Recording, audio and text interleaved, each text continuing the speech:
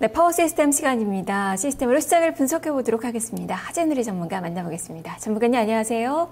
네, 안녕하십니까. 하재누리입니다. 네, 시장 화학재가 혼재된 가운데 여전히 뚜렷한 방향성 없는 움직임이 지속되고 있는데요. 자, 오늘 시장 좀 어떨까요? 전략부터 들려주시죠.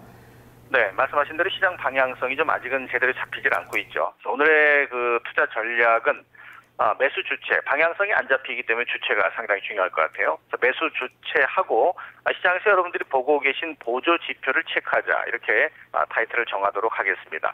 뉴욕 증시는 전반적으로 5개 종목, 다우 구성 30개 종목 중에서 5개만이 하락하고 전반적으로 비교적 안정성이 최근 들어 시장에서는 가장 돋보인 모습이었습니다. 0.6%의 상승을 기록한 모습은 아직은 심리적으로 강하진 않지만 접근성이 있는 부분으로 평가될 수 있겠고요.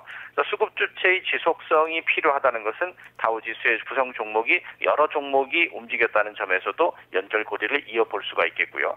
또 단기선의 추세가 유효한 종목을 주목을 해보셔야 되겠습니다.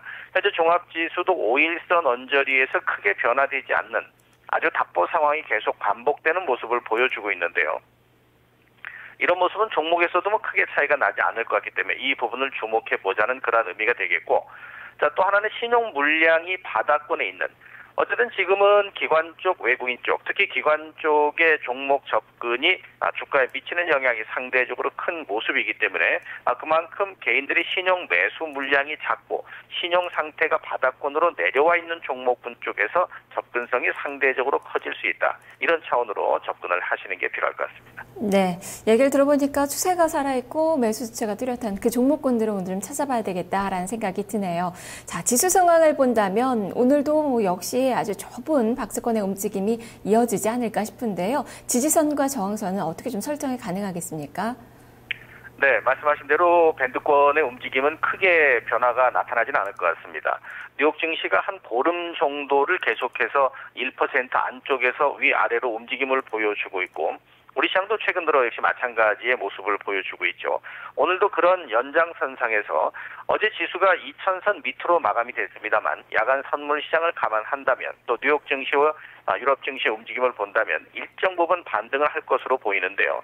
그래서 2000포인트를 밴드권의 하단으로 설정하고요. 어제 설정됐던 2008포인트 매물대 상단이다, 이렇게 말씀을 드렸던 이 부분을 밴드권의 상단으로 설정해서 2000포인트와 2008포인트를 아주 좁은 틈에서 움직이는 것으로 일단 설정을 하도록 하겠습니다. 네, 상당히 좁은 박스권을 예상해 주셨네요. 그래도 2000선 오늘 회복을 할 수 있을지 지켜봐야 될 것 같습니다.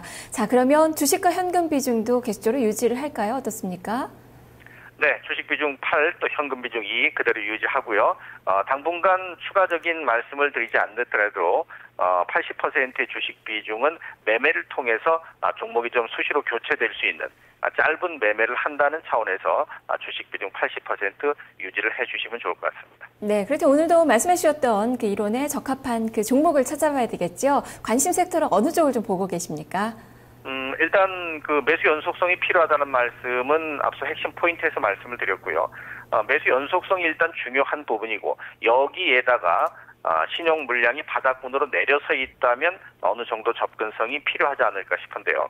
우선 첫 번째 삼성 SDI부터 보도록 하겠습니다. 자, 삼성 SDI는 외국인 매수의 움직임, 기관의 매수 움직임. 일단 수급적인 면에서는 최근 들어서는 기관 쪽으로 좀 몰려있는 부분이 있습니다만 외국인 기관의 양매수 쪽의 방향성이 유효하게 확인되고 있죠. 또한 이 종목에 대한 부분을 실질적으로 주가 움직임을 보게 되면은 5일선을 중심으로 진행이 되고 있기 때문에 단기선에 대한 그 움직임, 추세, 유효한 종목이 중요하다, 이 말씀 드린 것에 적절하게 어우러진다 볼 수 있겠고요. 지금 보시는 게 개인들의 신용입니다. 신용이 바닥권까지 내려서 있는 것을 확인해 볼 수 있는 만큼 수급적인 면에서 기관 쪽, 외국인 쪽의 방향성이 의도대로 진행될 수 있는 여지가 상대적으로 크다라고 볼 수가 있겠죠. 자, 두 번째 종목은 CJ 오쇼핑을 볼 건데요. 이 CJ 오쇼핑도 그 신용 물량부터 보게 되면 신용이 고점 대비 바닥권으로 완전히 내려서 있는, 또 현재 신용으로 거래될 수 있는 물량 자체가 없을 정도로 크게 내려가 있는 부분을 볼 수가 있습니다. 그만큼 수급적인 면에서는 밸런스가 맞을 수가 있겠고요. 역시 그 5일선에 대한 지지력을 유지하면서 우상향이 진행되고 있기 때문에 아주 급격한 모습은 아닙니다만 방향성을 가질 수 있는 지지력을 확보할 수 있는 부분은 체크될 수 있다라는 점이고요.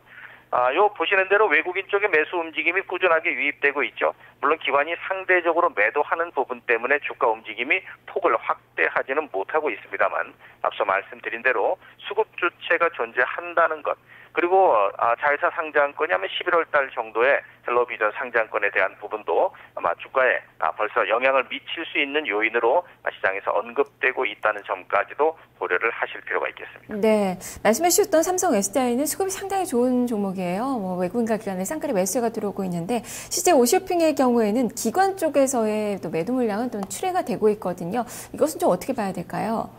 일단 투신권의 매도는 매수 매도가 큰 변화가 없습니다만 어제 연기금 쪽의 매도세가 좀 있었습니다. 근데 저희 화면 보시는 대로 기관 쪽의 매도세가 일방적으로 공격적인 부분이 크게 이어지지는 않고 있고요. 특히라도 개별적으로 보유한 손자 회사가 되겠습니다만 자회사의 상장권에 대한 부분이 주가에 영향을 미칠 수 있는 이런 부분도 최근 들어서 주가의 움직임에 일조를 하고 있다는 점까지 감안한다면 수급적인 면이 외국인 쪽으로 좀 더 커질 수 있는 부분도 어느 정도는 고려해 주실 필요가 있을 것 같습니다. 예, 알겠습니다. 말씀 잘 들었습니다. 네, 감사합니다. 네, 오늘 파워시스템이 골라낸 종목은 삼성 SDI, CJ 오쇼핑입니다. 두 종목의 활약 오늘 또 지켜보시기 바랍니다. 하재누리 전문가와 함께했습니다.